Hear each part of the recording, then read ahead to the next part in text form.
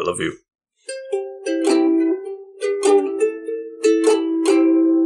Gentlefolk, ladies and men, we're glad to have you here again. So please, won't you come on in and sit with us here on the couch? I am the Green Traveler from Gorsh. Yeah, and I thought there was more to your sentence. I am the Faceless Leon. And I was like, oh no, did I lose him? Is he frozen? No, I was just trying to recollect the events of these films that we're going to watch here. Yeah, you had molded yourself a face, and then as I was saying it, that it just melted away. Yeah, and I was like, oh crap, what just happened? My concentration just got split. That's all, you know. That's fair. Yeah. I mean, these two films we're talking about, you've seen it in the title. We're talking James Wan's *Malignant* and the new Halloween movie. I don't remember the director. I think it was David Gordon Green. Yeah, that's the director. Halloween Kills. Did he direct the other Halloween at 2018? Yeah, the third Halloween. But not Halloween 3. It's the third Halloween. No, it's the second Halloween. They even retconned the second movie. What? No. I don't mean like in the chronology. I mean in the titles given. Just Halloween. It's the third movie starring Michael Myers. Gotcha. It's the third film named Halloween starring Michael. Yeah. Except I think the second one named Halloween starring Michael is called H2O, isn't it?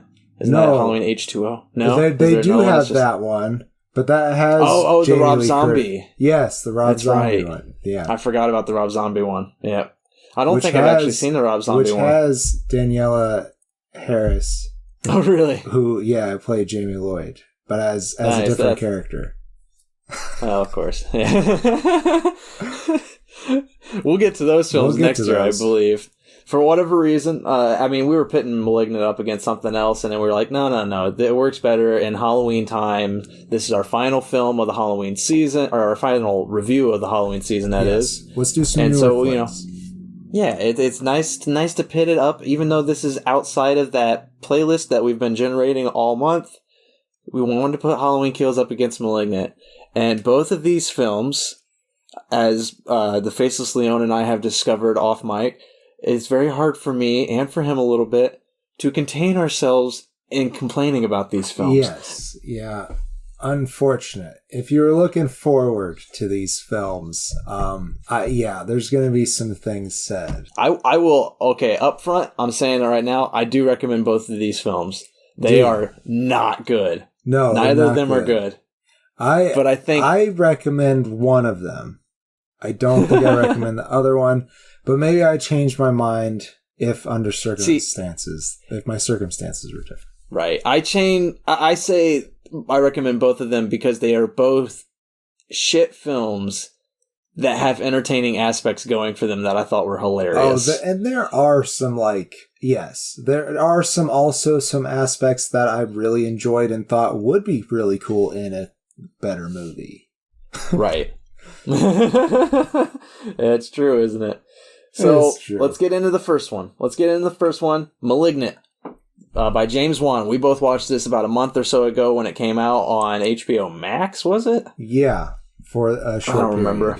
So if you want to watch it might still be in theaters? Yeah, maybe. I don't recommend going to theaters. Just watch it for free on streaming if you can find it there. When you find it. So here's the background behind this film. It's written by Kelly Cooper. I don't know much about Kelly Cooper, but the story is by Ingrid Bisu. And Ingrid Bisu is the woman that James Wan married last year. So she presented him a story, and he went to the producers and got a couple $1 million to make the story, regardless of the fact that he knew it wasn't a good story. Let's be honest. I don't know that he knows that. Maybe I think he knew that. The only way he could think to film this was to make it campy. And the problem is he has been mired for years in serious horror. He has become such a blockbuster horror director that when he tries to make a campy horror film, they had no fucking idea how to market it because he didn't pull camp off well. In my opinion, he did not pull camp off well. There's a lot of camp to this movie, and it does not come across well at all. It's very poorly done. Yeah. And, a lot of people also just don't like that. Yeah. But, like, if you want to do camp, you do it like... I mean, obviously find your own path, of course. But a good example to turn to see proper camp in action is Evil Dead 2. Sam Raimi's Evil Dead 2.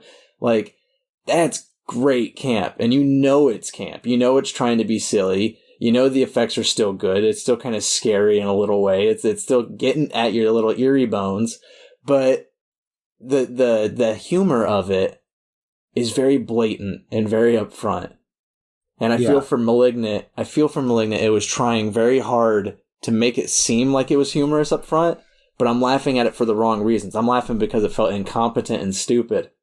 And I'm not laughing because of the crazy performances or anything, which I will say the performances are okay. Yeah, there's some good ones. But also, like, they all have moments in the movie where it's not so good. And I'm thinking that they're reshoots probably, or maybe something like that. But, like, there is definitely some inconsistencies going on here. Yeah. I am going to try to remember the plot of Malignant right now. Again, It's been a month or so. Unless you want me to tackle Halloween Kills. You tackle Halloween Kills. Please. Okay. I'll let you tackle Malignant. I just watched it last night, and you do it. All right, I'll let you go for Malignant then. Okay, so Malignant, and I will try to help. There is this creature named Gabriel, who is stalking. Is it Madison?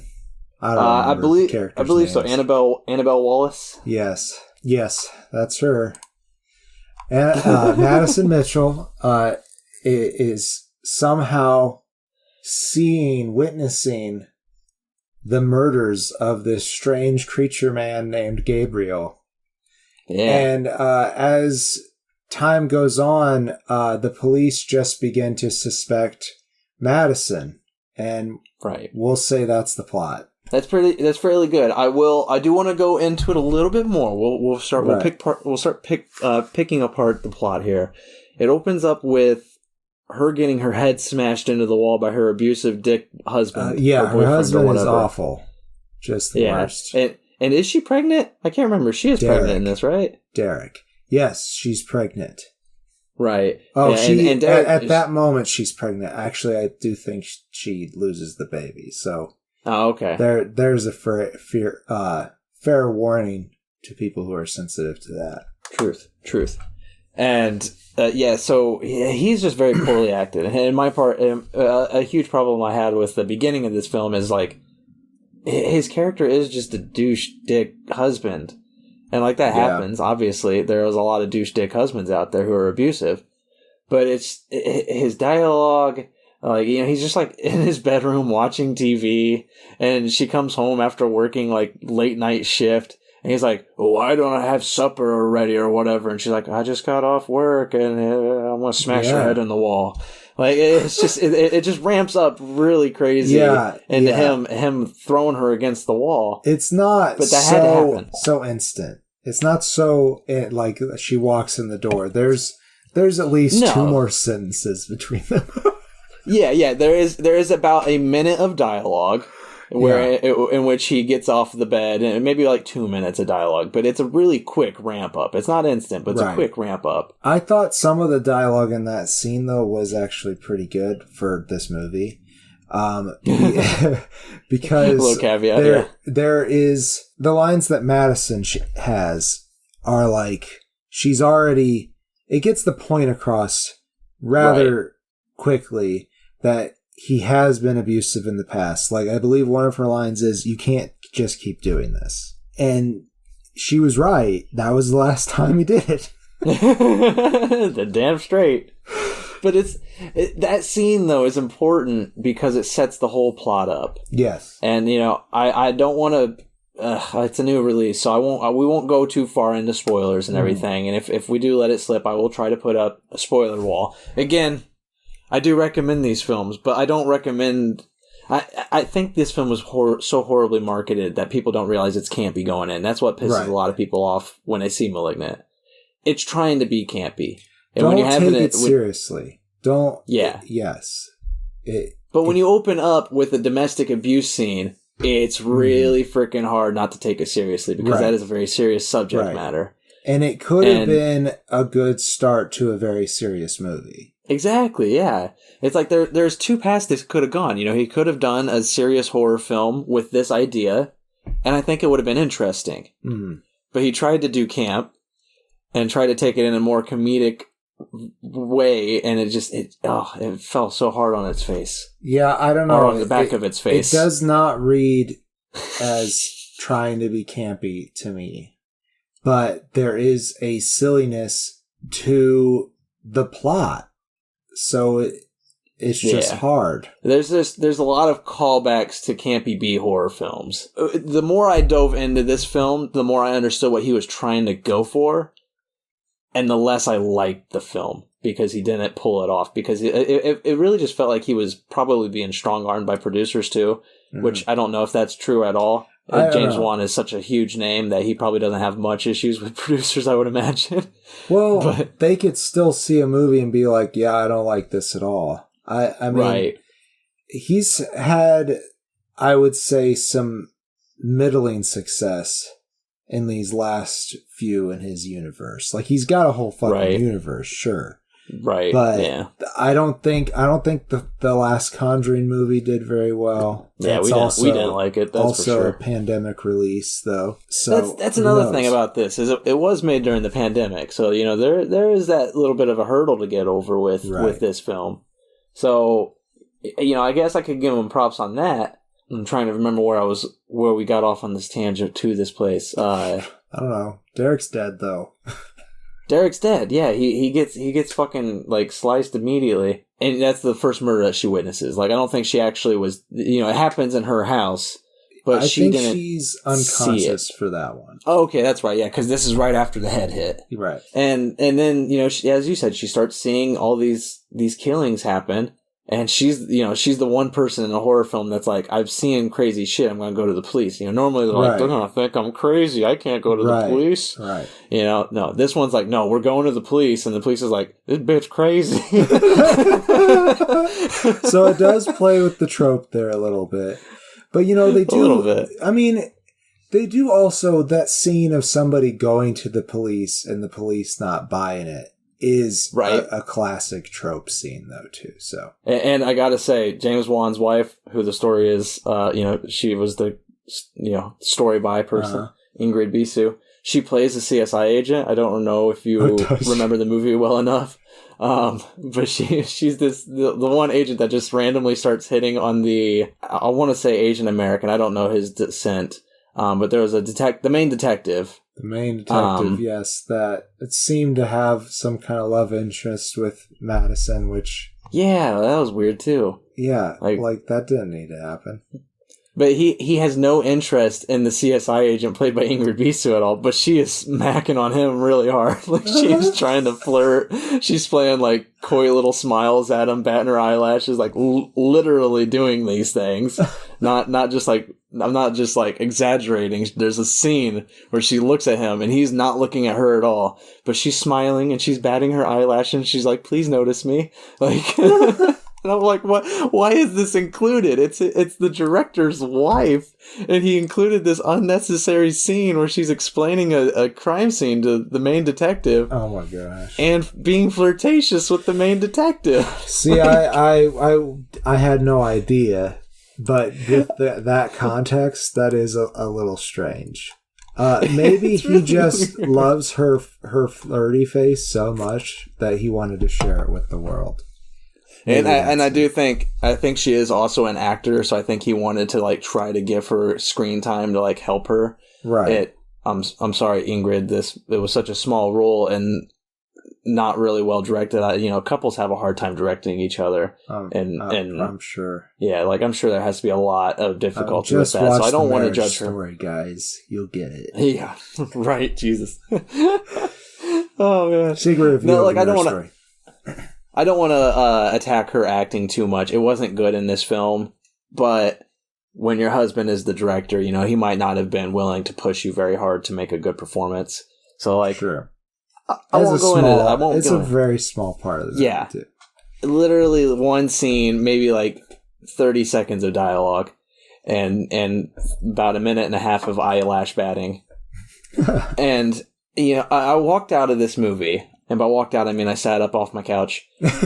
And I remembered that I liked one thing in particular. There's one scene that I thought was really awesome and really well handled. And it's the first time that Madison is being chased by the monster, the killer, the creature, Gabriel, whatever you want to call it. You don't see the creature at all. She thinks she hears these noises in her house. She thinks this creature is following her, and she runs through her house from the ground floor all the way upstairs to her bedroom. And the view is almost like a straight down view of a doll's house.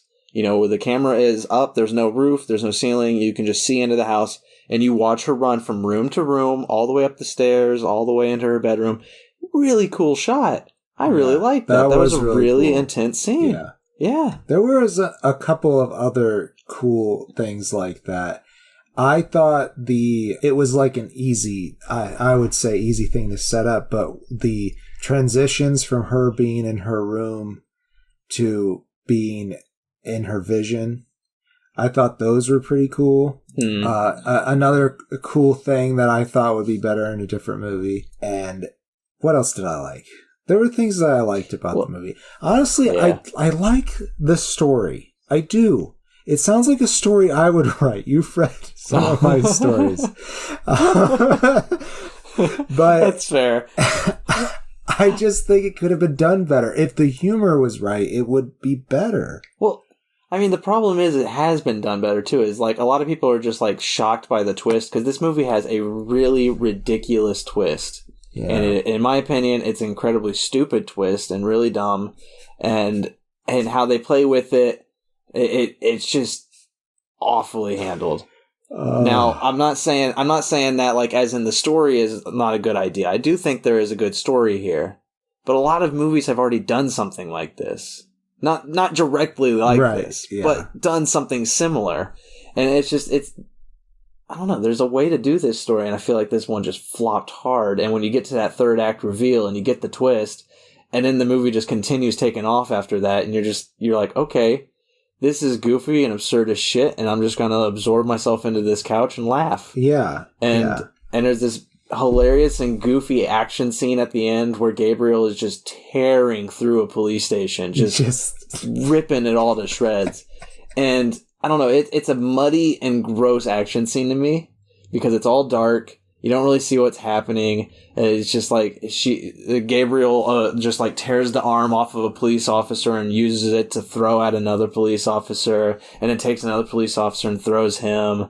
And the whole time there's like this CGI face, I will say. You can see, I don't want to give it away too much, but like you can see a CGI face and it looks awful. Like the whole time I'm just looking right at that CGI face and I'm like, that is just pasted on in the editing room. Like, what is this? It looked really bad to me. That whole action scene, I just could not stand it. I'm like, I was laughing at it and I was thinking it was very absurd and hilarious, but I did not like it. You know what I really want to do, because I don't know how long we want to stay back there, but I really want to put up a wall, because I want the people out there who are like curious of what we're trying to talk around. Okay, yeah, like yeah. I want them to be able to know what it is ahead of time if they want to know. All right, yeah. Let's go ahead. Spoiler cowards, go to minute 23. You'll be all right. Here's the twist. Gabriel is Madison's twin brother. Yes. Who is parasitically attached to her. She absorbed him, but not completely in utero. Yeah, and he is 100% evil. Very, very demonic little thing. And he's still attached to her. They tried to cut him apart so that she could live, but and he also has telepathic. He has telepathic abilities. Like fucking whatever. I don't get it. But when I say attached, I mean like literally, it's not just like a tiny little, fetus baby that's still attached. it is like a full-grown skeletal form coming out of the back of her skeleton. Right. She's got... it's like she's got one of the alien... the ones that lay the parasite in them. Right. I forget what they're called. I don't remember what they're called. Face huggers. Face huggers. Yeah, it's like she's got a face hugger, but it's hugging the back of her head and her back. And I think they share the same brain, too. I think that was what the issue was. When they were trying to cut Gabriel away, they couldn't cut him fully away because I think they shared the same brain, and to cut him fully away would kill her, too. Right. So they're just like, all right, we'll just cut everything but the face away. And so they cut everything but the face, and they just shoved that face back into her skull and stitched her up just good. Like little skull plate back on there. I was like, yeah. He's gone forever.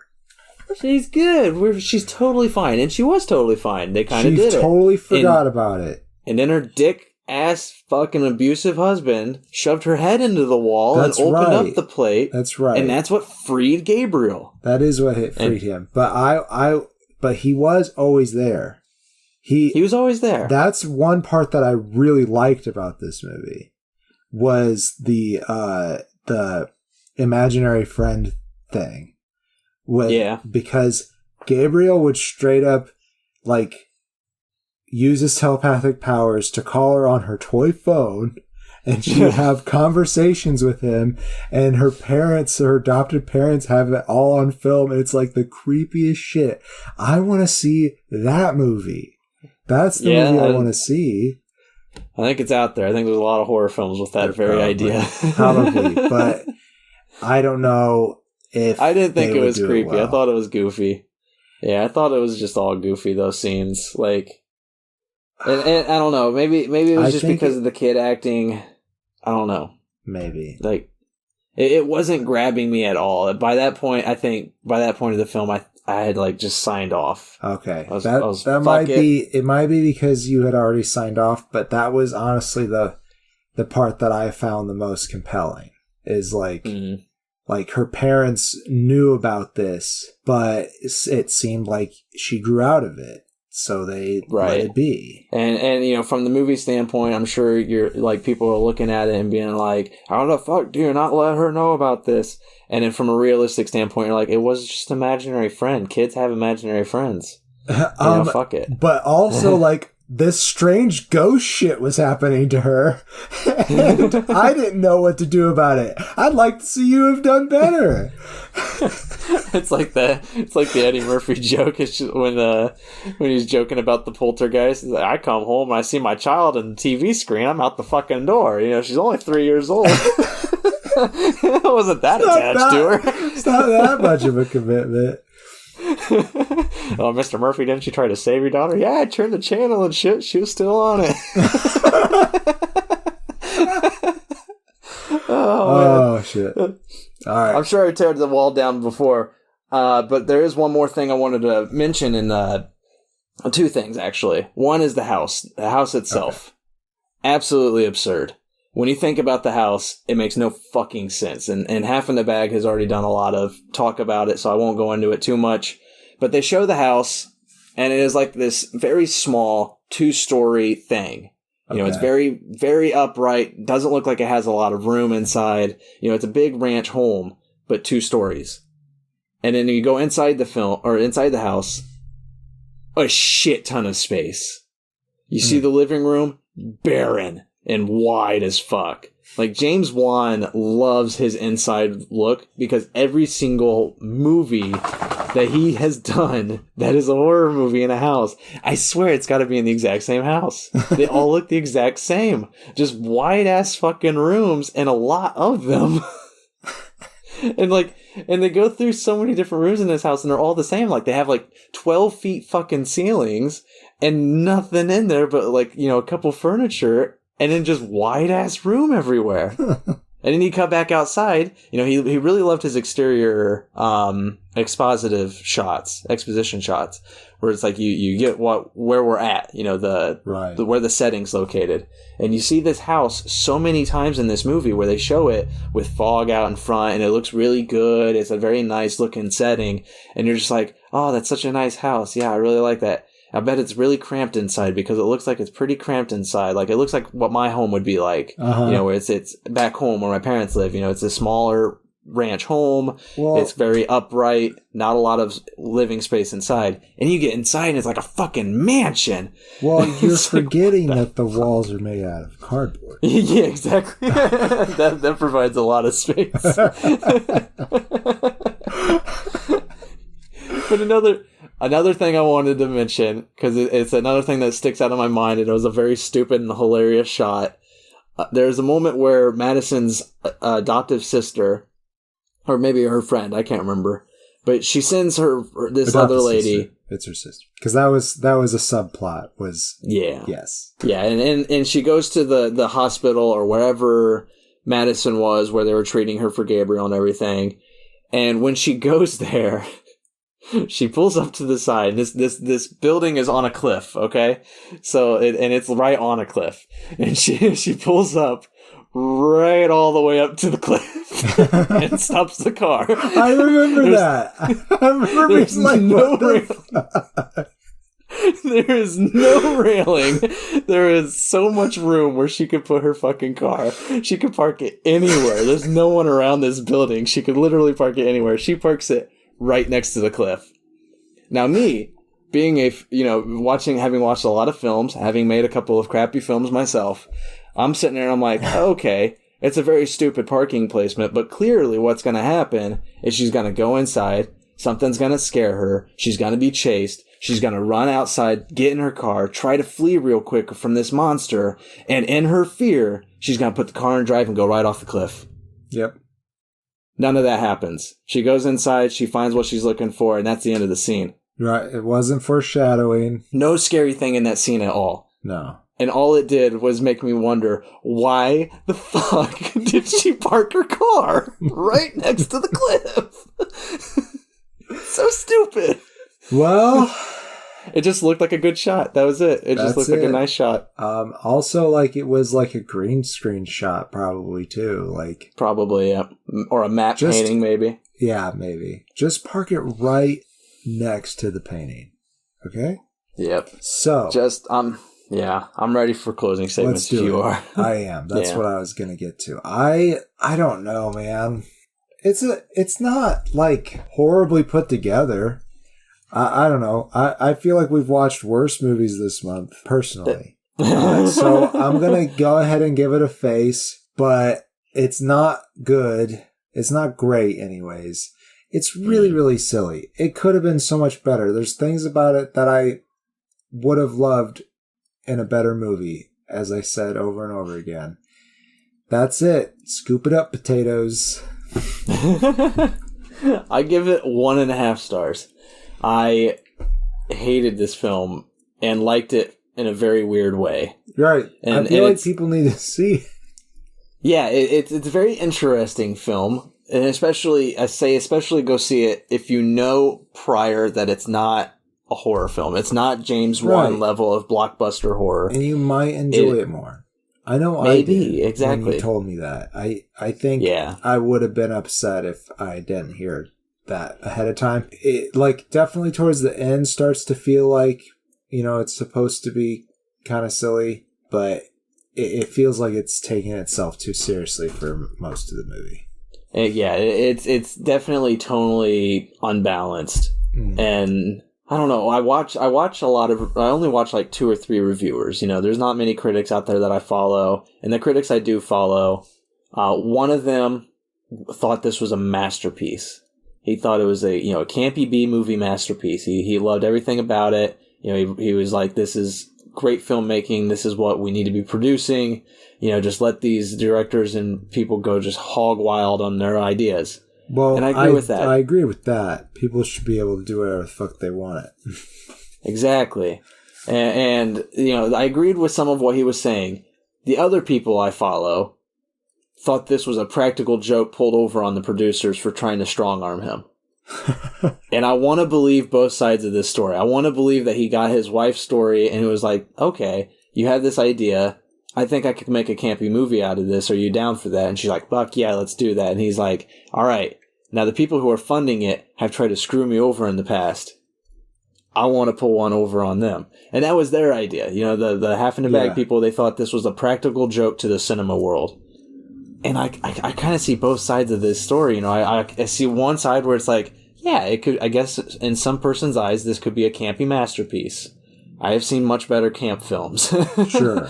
Not camp as in like, you know, like Evil Friday the Dead, 13th, I think, is a better example. Yeah, exactly. Evil Dead 2, that is. But at the same time, I do kind of feel like this was just a giant joke. Like it was a prank on somebody. And I don't know who it was on, but it's fucking weird, man. It's really fucking weird. Well, I think that's the review for Malignant. Yeah. Let's skip to a movie. Well, before we do that, let's let's get some refreshments. I could use another soda pop. Yeah, and while we're doing that, while we're getting our refreshments and relieving ourselves, you can head on over to patreon.com/greenandfaceless and check out our tiers. Maybe sign up to be a true couch potato. Yeah, and help us out a little bit. And you will be relieved knowing that you're helping us produce this show and make it better in the future. Exactly. And we love you for it. Oh, it's my face. You found it. I found it. You found my face. Turn it off. My faceless face. No. Turn it off. Jesus. Put the mask back on. You know, I put my Blake mask back on. I have the feeling that Halloween ends, the next one, the twist is going to be that Michael is only, what's the word? Indestructible? Immortal. He's only immortal when he's wearing the mask. If they were to take the mask off and then stab him, he'd be dead. But that's why he gets so fucking worried when it's not on. Exactly. He needs the mask to live. That's what I have thought about the psychology for this, and I guess we're back. Hell yeah, we're back. We've been back the whole time. I'm not editing any of the breakout. Oh, well. Whole break staying in. All 15 long minutes of... Yum, yum, yum, yum, yum, snack, snack, snack, snack. So we were talking about the movie in a very natural way, and I had a point. You thought about the psychology of... Yes, the psychology of Michael and putting on the mask. I mean, it's destroyed by a couple of the movies that we watched earlier, but they were retconned by this movie. Not by movies. I was going to say, not by this movie specifically, by Halloween 2018. This movie's predecessor. That's right. Halloween. That was released in 2018. Well, I think the psychology of Michael also is... I haven't seen the Rob Zombie one, but I think that's mostly the Rob Zombie remake. It's more of You're right. More of an origin story story in there. Yeah. So I'm saying, though, with this, he puts on the mask, and that gives him the disconnect, that last disconnect from the rest of society, for him to feel willing to do whatever the fuck he wants. I like it, man. I mean, I agree with you there on that. It depends if Michael even has a psyche, like if there's even something there to evaluate. I mean, according to Loomis, there's not, you know. Well, I mean, he's definitely intelligent. He definitely is. And so let's get into it. So 2018's Halloween. You don't remember that one, right? I guess. Maybe you haven't seen it. Absolutely not. I have seen it. I 100% remember going with it to you. No, that's the opposite. We went with it together to it. To is the word I'm looking for. You went to it with me. Fuck. Yes, I went to the theaters with you. Yeah. to see this movie. And honestly, Jamie Lee Curtis in this movie looks like my grandma, who is 80 years old. Right. Hey, I think Jamie looks great for her age. If my grandmother was fit. Okay. She is an old lady. So that's not man. her You're fault. just. I mean, she's made it this far. She's attacking. She's doing good, actually. You're attacking Jamie she's Lee, really though. Strong. You're calling Jamie Lee old, though. It's really the hair. No, it's really the hair. She just instantly. I was like, oh my god, that looks like my grandma. I think Jamie, if Jamie Lee is listening to this, I think you look smoking. You look amazing. You do. You do. It's the character. Icon. It is this version of Lori. Right. Looks like my grandma. I was like, Madison Mitchell. So quick rundown of 2018 Halloween. Retcons everything from movie 2 on. So it is considering itself the direct sequel of Halloween, John Carpenter's Halloween, way back in the 1981 or 79 or whatever. Yeah.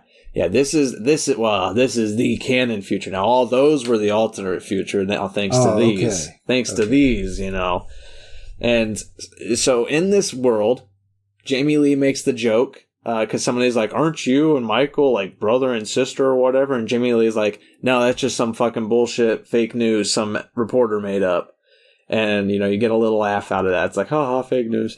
And yeah, retcons that. They're not related. Michael is just a psychopath who targeted her.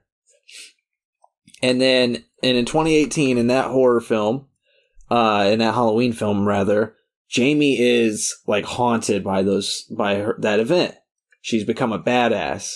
Her whole house is bugged. Definitely. She's ready for the next time Michael comes for her. Like, she is ready. She's got guns. She's got muscle. She has got nerves of steel. She's fucking ready. And she has her daughter, Judy Greer, and her daughter's daughter, I don't remember the actress's name. Andy Matichak. Matichak? Yes. And Andy Matichak, and she plays Allison. Thank you. At least in Halloween Kills, I don't have the other cast list. Yeah, I think it's the same actor. I know Judy Greer is the same at least. And I like Judy Greer in both films. I thought she was great in this. I thought she was great in Halloween. And there's a good in Halloween 2018. There is a good, moment of these three leading female stars teaming up against Michael and having this epic moment where they trap him in the house and they burn the fucking house down. Yeah, that's how the movie ends. And Jamie they drive away. Yeah, and they get hauled off in the ambulance because Jamie has been, she's been stabbed in the gut, she's bleeding, she's wounded, and that's where this movie picks up. Just like Halloween 2. Mm-hmm. We have a direct sequel. Same night, right after the same events. You see where Michael's gone. You see where Jamie's gone. And just like Halloween 2, Jamie's going to the fucking hospital for the entire fucking movie. Yes, she is.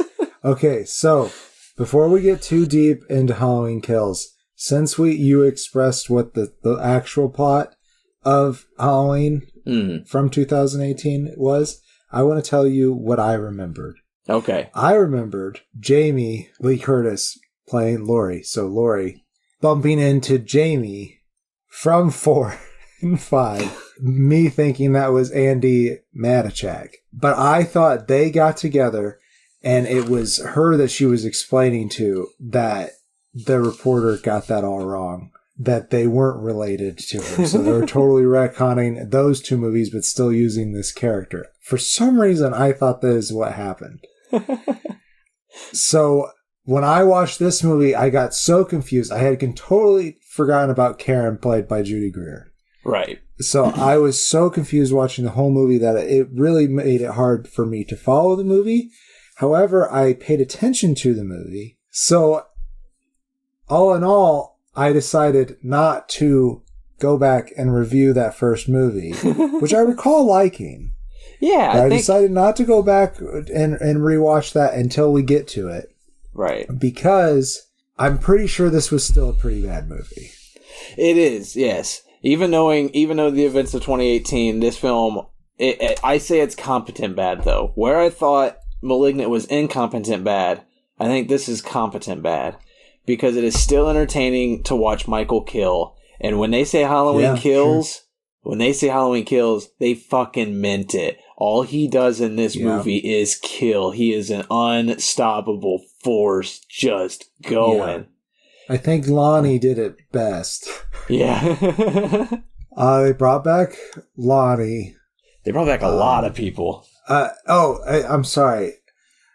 Lonnie is not who I met. It was the guy that she watched. Was that Tommy? The kid? Yeah, played by Anthony Michael Hall, who you remember as the brain from Breakfast Club. I don't, but thank you for reminding me. You don't know Breakfast Club? We've watched it. I watched it once. I have watched the movie once. Have you seen 16 Candles? Not all the way through. Oh my god, we're going to have to do a John Hughes threesome someday. Sure. We could even do a playlist. Whatever the people want. You tell me. And of course, I don't know what I was talking about. I'm so sorry. But you were talking about Tommy was describing it best. Tommy did. That's all I remember. I remember what I said. I don't remember what I was going to say. Well, I'm sorry. I derailed you by throwing No. But don't be, because it was probably stupid. But they bring back a lot of people too. Not only do they bring back Tommy, they bring back the I think the young girl as well. That was on the same Halloween night. They bring back the nurse from the first Halloween film that is driving out there with Loomis. And I talked to you about this before we were on mic, because this is one thing that really bothered me, because I thought it was really stupid as fuck. They bring the nurse back. And in the first movie, that nurse is she's just driving with Loomis out to the asylum where Michael is at. And Michael hops on her car, busts her window, and then she screams, she gets out of the car, Michael gets in, steals her car, and drives away. That's all of her involvement. I don't think the asylum was in Haddonfield at all. I don't think it was near Haddonfield. And yet, for whatever fucking reason, she moved to Haddonfield so she could be part of this Michael support group. Well, Michael survivor support group. And right. But, because the events of movie 2 through Infinity never happened, that town never got attacked again. Exactly. So, and that's another issue with this movie. I mean, the 2018 film has some kids who are talking about the 1980, 1979, whenever the original movie came out. They're talking about that first killing, that first time Michael came to town and started doing stuff. And they're like, who cares? It's just one dude. He stabbed 5 people and that's it. That, it happened 30, 40 years ago. And that's true. When you think about it, it's true. There's been so many small murders in my hometown that I don't even fucking think about it. So one guy coming back and killing these 5 people, yeah, that'd be a crazy night, but that's all it was just a crazy night for a town like that. Right.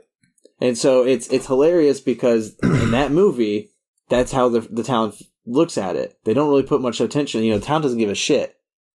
But in this movie, in Halloween Kills, they're 40 years ago, Michael came to town and destroyed shit. And now we're gonna mob up and we're gonna kill him ourselves because evil dies tonight. That is a constant rant going throughout this whole movie is evil dies tonight. Everybody is saying that shit. We're we're gonna kill Michael tonight. Evil dies tonight. Evil flies a kite tonight. But this movie has references to every other single movie in the franchise. Right. They really had to Easter egg a lot of shit into this one. They really did. And honestly, the nurse, I couldn't remember if they were in the first one or in the second one because it took place at a fucking hospital. Right. I mean, it could be another movie that they're using the nurse from, but I feel like if they're retconning everything, I feel like they're talking about the nurse in the first one, and she's just driving with Loomis. It makes no sense to me. But that's where Tommy's that's where everything kicks off. Is they find out that Michael's back. They find out that, the events of 2018, Halloween has happened. The town's starting to rile together. They all mob up. They all rush to the hospital to protect Laurie because, for whatever reason, everybody thinks he's going to come after Laurie. even though you find out, and this is spoilers a little bit for the 18 movie. I don't know if you remember this. There was a cop who was helping Michael. There was a cop or a doctor or something that was kind of using Michael to. He was steering Michael to Laurie because he wanted to kill that family. Why? And, yeah, I don't know. I don't fucking know. I don't remember. It was the dumbest part of that movie. It was really stupid. But Michael doesn't. I don't remember that at all. Yeah, but with no familial connection to Laurie, Michael has no reason to go after her. He doesn't give a damn. He was just being led to her in that movie, in 2018 Halloween. So in this one, everybody goes to the hospital, and the sheriff who survived the last film, he comes to the hospital. Laurie and him have a few moments, and the sheriff tells her, "He's not after you, Laurie. This guy was leading him to you. It's Michael's just mindless. He's just going." And that's true. You see throughout this whole movie, he's just going. He's finding new and exciting ways to kill people, and he's just going for it. He does a lot of kill arranging in this movie. Yeah, a lot more than I remember Michael ever doing. But you never see him doing them. I've only done the movies. Yeah, we never see him doing this. Yeah, never. Because if you remember in that first one, he puts on a sheet, he stalks that one girl with the sheet on, and then and then when they come back to the house, that girl is in the closet. There's a gravesite set up on the bed. The other guy is hanging upside down in the pantry area. He does stuff with the bodies. It's been a long time since I've seen the first one. I didn't watch it before we watched the second one. Yeah. Well, I mean, that's what I'm saying is I feel like that he does plan it. We've just never gotten to see him do it. And this movie's we're going to take a little bit of an insight into Michael and just watch him just kill and have fun killing. Yeah. He has some fun killing. My gosh. Especially, okay, so I'll talk one of my favorite scenes. And it's really poorly set up and it's really stupid. There's this older couple who are flying a drone in their house. Now, again, if you're going to do something like this, if you're going to have a drone, incorporate it into the scene, right? So I can imagine they use the drone to fly out, and in the drone's camera, you see Michael coming to them, and they're just oh fuck, and they try to use the drone to survive or something. That doesn't happen at all. They're just flying a drone for 5 minutes, and then they fly it out. Them being, you know what though? I thought they were kind of a fun couple. They were, and their death is really great enjoyed though, them. Because Michael just comes in and he just goes to town, and he uses a fluorescent lighting tube to kill one of them. Yeah, but he doesn't kill her. No. He leaves her alive. She's bleeding out. Oh yes. Yeah, and while she's bleeding out, she is watching him just stab her husband with every knife in the house. He is just oh man, I loved that scene because that's where you get to see a lot of that nuance of Michael, because he's sitting there and he's kind of sitting there, he has his arm up and he's which knife should I use next? And he grabs the next knife out of the rack, stab. Well, that was okay. I don't think that was the best one though. I gotta look for another one. And he'll grab another knife and he'll turn back and he'll just stab. It's such a funny scene. It's so hilarious because I'm just oh, Michael's got a bit of personality now. I like this. That's what it felt like. It felt like they were trying to make him look like an artist at work or some shit. Yes, that's right. Yeah, he did seem like an artist. That was the fun of this movie. The fun was watching, and that's why I say it's a competent bad.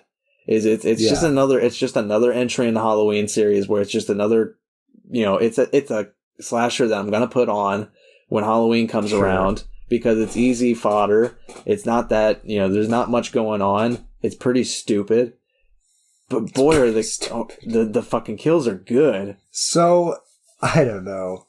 This movie left me a little baffled at times because it just felt like it was a way for them to Easter egg the other movies that we had just watched. They did so by making me feel like Tommy was the main character, and I guess he was, but I thought it was supposed to be Jamie as the main character.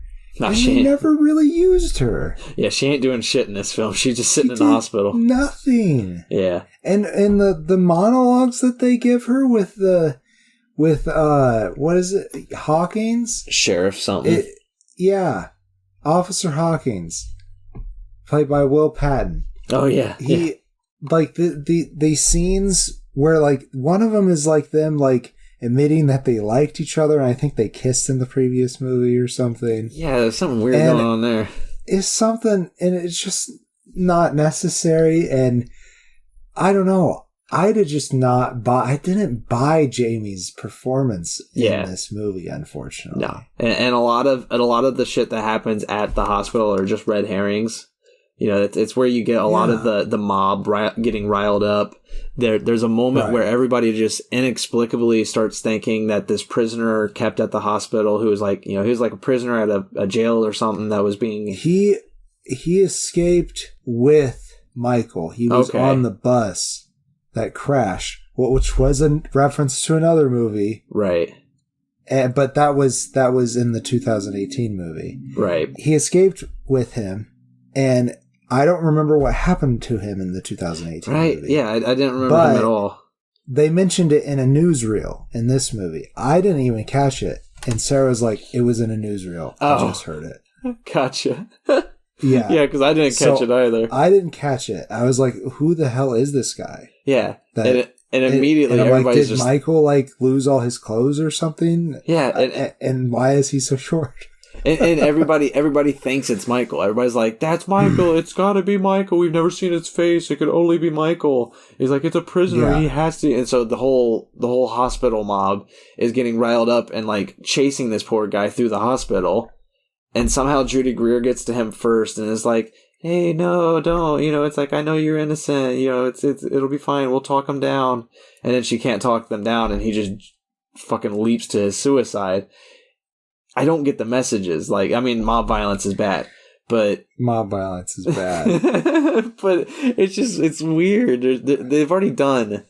I think that's really it with this film, is they've already done a mob going after Michael before. That's Halloween 4, right? Like, they've already had these people, like, but this time it's a bigger mob. This time it's the whole fucking town. And it's Tommy, I mean, like, from the first movie, and other characters from the other movies.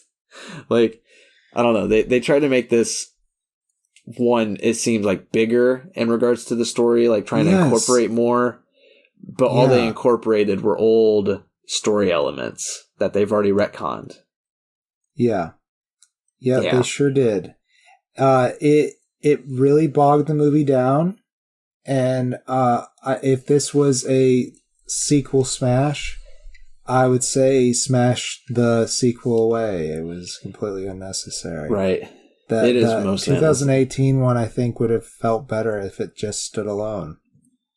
Yeah, if you had actually burned in the basement. Yeah, or whatever. Even if they did something else, like just did a different cast, another remake, I would happy that one was a remake. Hell, even if they that was good. Stopped making these damn movies, I'd be okay with that too. Yeah, they could. They could do that too. But maybe he will in the next one. Opinions out there. Maybe do closing statements. Maybe he will in the next one be done. Maybe Halloween Ends is actually going to be the end.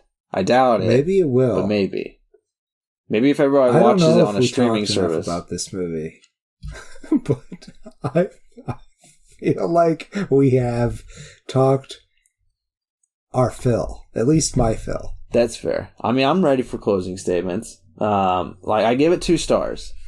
The kills got me through this movie. They were great. It was a lot of fun to watch Michael. Good. You have Nick Castle back as Michael. He was Michael in 2018. Michael all the way back in the first movie. He's also joined by James Jude Courtney, who also plays Michael. And they have, one of the best Michaels in my opinion. This is, I like the mask. This Michael is good. Yeah, the mask is great. The kills are amazing. There's a great personality that's being looked at here. I just enjoy watching Michael kill people, because here it's not just a guy just following directions. It really does seem like a serial killer, like an artist at work, like you said. Like somebody who's done this and who is so nuanced at this that he's just like, all right, I'm going to hone my craft here. But I don't know if it should be, I don't know.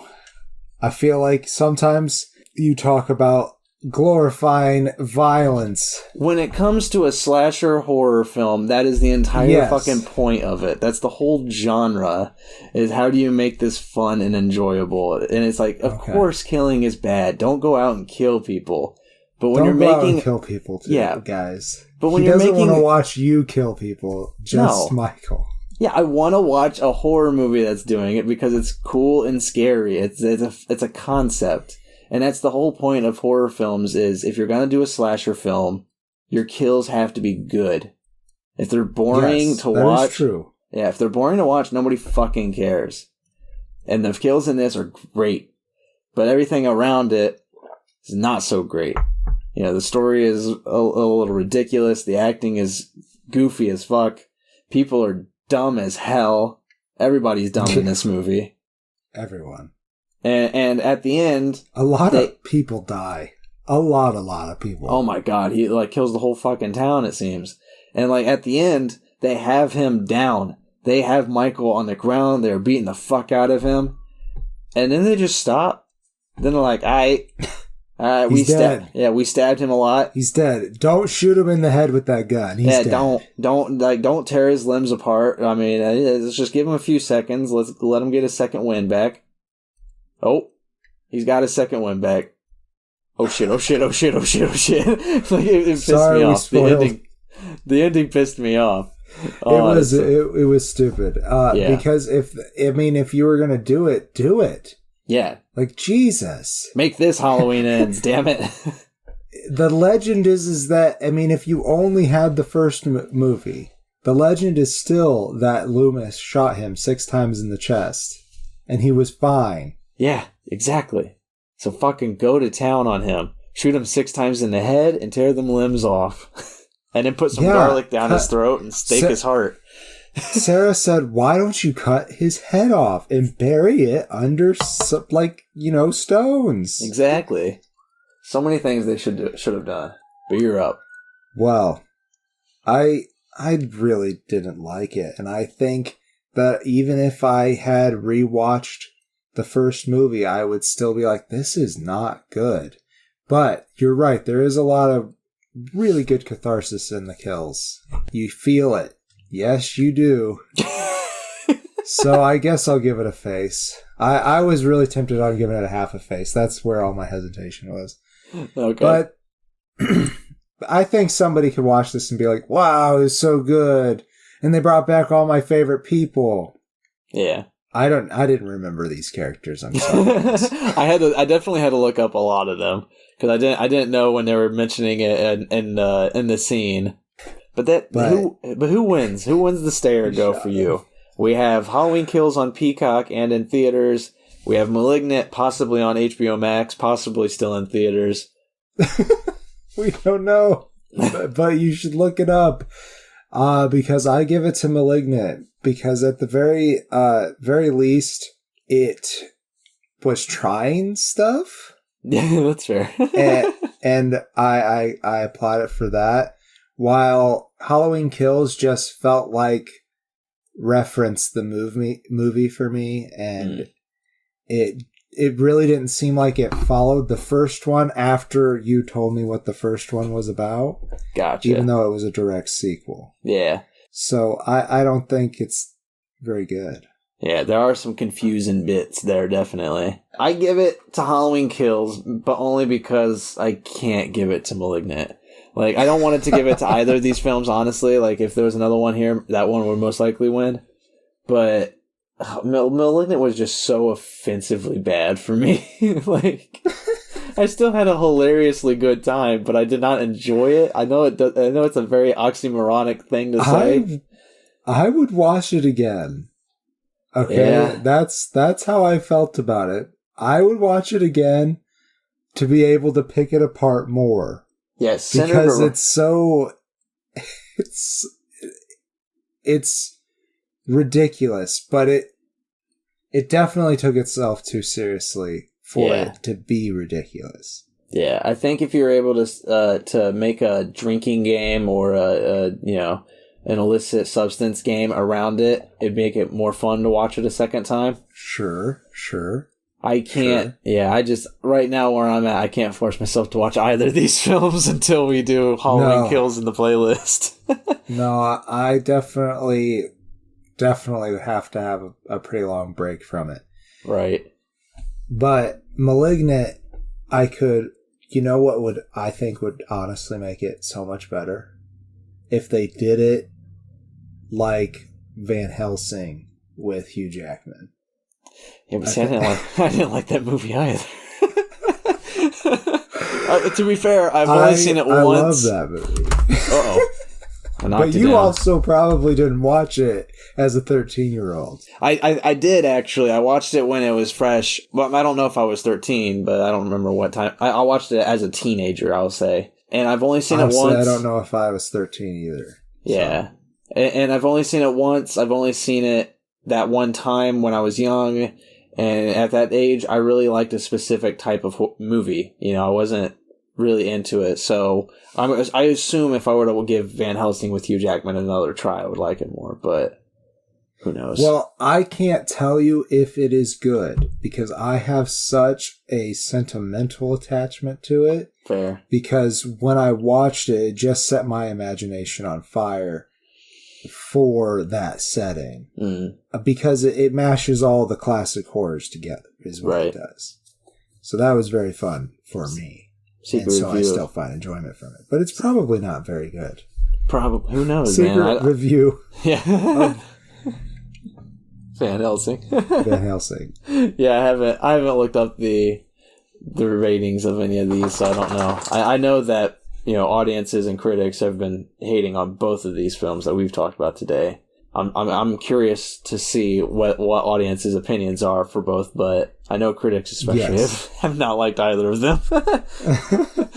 We're critics too, like it or not. Like it or not. And we didn't like them, but you know, who knows? Like he said, he recommends both of them. I think you should watch Malignant at least.